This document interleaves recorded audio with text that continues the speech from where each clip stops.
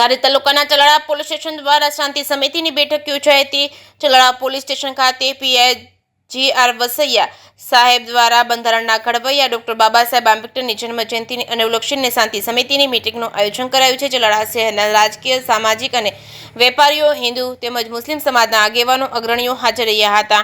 કાયદો અને વ્યવસ્થા સારી રીતે જળવાઈ રહે તે માટે પીઆઈએ જણાવ્યું હતું। જે કેસ ગુજરાતી સાથે બિપિન રાઠોડ, ચલાલા। મારું નામ પરમાર કૌશિકભાઈ કાનજીભાઈ, ચલાલા નગરપાલિકા સદસ્ય।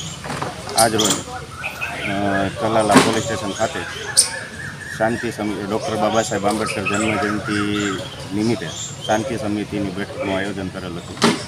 તેમાં આપણા પીઆઈ સાહેબશ્રીએ અમને આંબેડકર જયંતિની રેલી દરમિયાન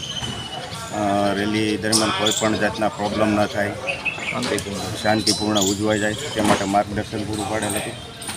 એટલા માટે અમે પોલીસ સ્ટેશને બધા એકત્રિત થયા હતા। ગામના આગેવાનો, મહાજન, વેપારી મંડળ બધા અમે અહીંયા સાથે મળી બેઠક યોજી।